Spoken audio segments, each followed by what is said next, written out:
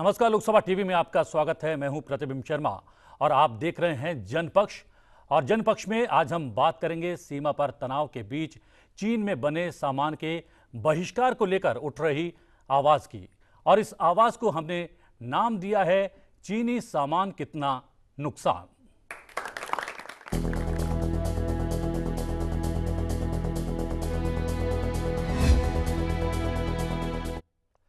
सिक्किम में भारत और चीन के विवाद के बीच पूरे देश में चीन के खिलाफ काफी नाराजगी है। ऐसे में कुछ संगठन चीनी सामान का बहिष्कार कर अपना विरोध भी जता रहे हैं।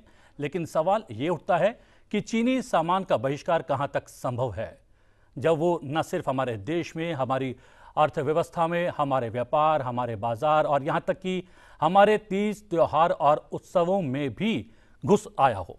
इस पूरे विषय को जानने और समझने की कोशिश करेंगे अपने 3 सदस्य पैनल और अलग अलग क्षेत्र से आए लोगों के जरिए। पैनल के सदस्यों से करवा देता हूं सबसे पहले आपका परिचय।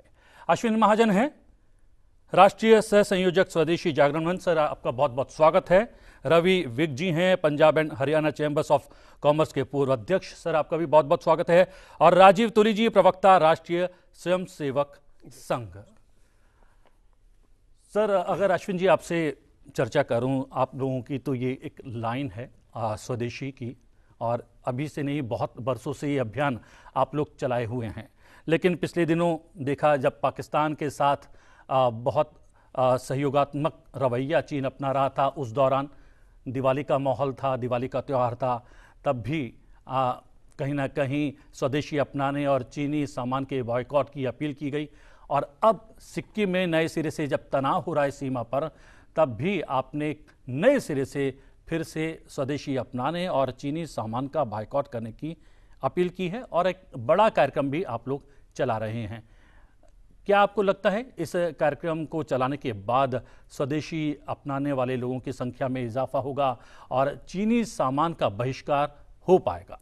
पिछले साल जब स्वदेशी जागरण मंच ने ये कॉल दी थी तो उसके बाद सब अखबारों ने, मीडिया ने भी बताया और बाज़ारों में स्थितियां स्पष्ट थी कि कम से कम 30 से 50% चीन के सामान की बिक्री में कमी आई थी। तब ये बात कही गई थी कि व्यापारियों ने चूँकि माल मंगा लिया है इसलिए उनको घाटा होगा, इसलिए तब भी हमने व्यापारियों को कॉल दी थी। और अभी भी अपना ये अभियान शुरू करने से पहले और इस बीच में हमने व्यापारी जगत से ये कहा है कि आप, चूँकि भारत की जनता चीन के माल को स्वीकार करने वाली नहीं है, पिछले साल आपने देख लिया है, घाटा उठाने की ज़रूरत नहीं है, इसलिए इस बार आप चीन के सामान की बुकिंग न करें और ना चीन का सामान लाएं। उस अपील का बहुत असर हुआ है। ये बात सामने आ रही है कि लगभग 50% चीन के सामान की बुकिंग कम हुई है, ये अखबारों ने भी रिपोर्ट किया है और चीन का मीडिया भी इस प्रकार की बात बता रहा है। यानी कुल मिलाकर के भारत की जनता, चीन का मीडिया तो कुछ और ही कह रहा है। चीन का मीडिया तो कह रहा है कि हम भारतीय कितना भी बोल लें, सामान तो वो चीनी खरीदेंगे। दोनों प्रकार की बात आ रही है। 30 जो अभी जो बात आ रही है कि बुकिंग कम हुई है जी। और दूसरा चीन का मीडिया ये भी कह रहा है कि जब से नरेंद्र मोदी सरकार आई है, हिंदू राष्ट्रवाद, यानी वो स्वदेशी जागरण मंच और राष्ट्रीय स्वयंसेवक संघ की बात करता है कि इनके कारण चीन और भारत के बीच में तनाव बढ़ रहा है। तनाव बढ़ने का हम तो कोई बॉर्डर पर जाकर के लड़ाई लड़ नहीं रहे हैं, हम तो चीन के सामान के बहिष्कार की कॉल दी है और जनता ने उसको स्वीकार किया है तहे दिल से। तो इसके कारण चीन पर एक असर आ रहा है। चीन का तो ये कहना है चीन की अर्थव्यवस्था पर एक भारी असर आ रहा है, क्योंकि चीन की अर्थव्यवस्था इस कारण से भी एक संकट में आई है कि अमेरिका से चीन का सामान खरीदना कम हुआ है, ट्रंप ने कॉल दी है। उसी प्रकार से यूरोप के देशों ने कॉल दी है। उसी दौरान भारत की जनता ने पहले से ही चीन के माल को अस्वीकार कर दिया और ऐसे में चीन की सरकार इस समय घबराई हुई है और चीन का मीडिया को चीन का मीडिया नहीं, जैसे हमारे यहाँ मीडिया होता है, वो चीन की सरकार का मीडिया है। जी रवि जी, आप क्योंकि एक व्यापारिक बॉडी से संबंध रखते हैं, लंबे समय से आप देख रहे हैं, आपको लगता है कि एक कॉल करने के बाद इस तरीके की सामान खरीदने की एक जो व्यवस्था बनी है भारत में चीनी सामान को खरीदने की, उसमें कमी आ पाएगी या आई है? उससे पहले प्रतिबिंब जी, ज़रा थोड़ा सा आपने मुझे इंट्रोड्यूस कराते वक्त जी मैं थोड़ी सी करेक्शन कर दूं। बिल्कुल बिल्कुल। अब पीएचडी पंजाब, हरियाणा, दिल्ली चैम्बर नहीं है। जी अब ये 16 इंडियन स्टेट्स में प्रीमियर चैम्बर है। अब नाम 110 साल जी से पुराना चैम्बर है। नाम पीएचडी क्योंकि था तो ये सोचा गया कि पीएचडी होगा, एक पहचान बन गई है। इसको हम कहते हैं प्रोग्रेस, हार्मनी, डेवलपमेंट। वाह। लेकिन अदरवाइज हम 16 स्टेटों में अग्रसर जी। हैं।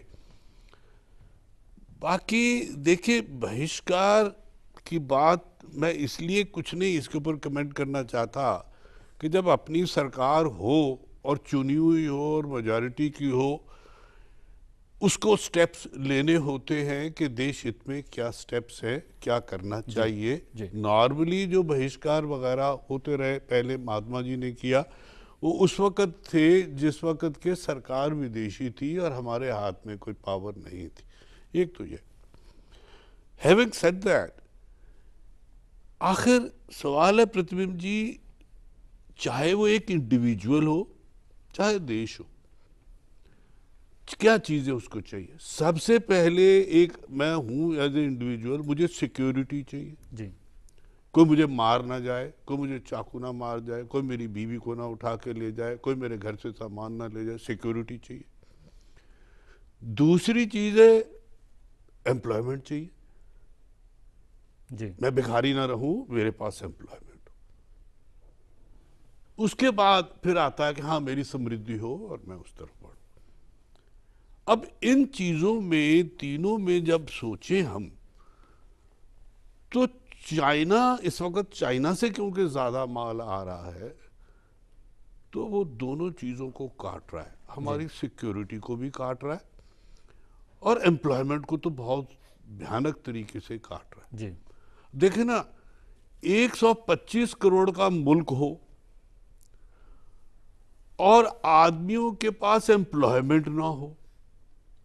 अब वो कहते हैं साहब देखिए, आप जो यहाँ चीज बना रहे हो 100 रुपए की है, देखिए चीनी माल 70 रुपए का है। जी अरे भाई 70 रुपए का तब है जब मैं कुछ नौकरी में हूं, तो मुझे 70 तो है मेरे पास। अगर मेरे पास नौकरी ना हुई, मेरे पास तो 70 भी, चाहे 50 का भी मैं नहीं खरीद पाऊंगा। जी तो सबसे ज्यादा मोस्ट इंपॉर्टेंट फैक्टर देश के लिए है एम्प्लॉयमेंट होना।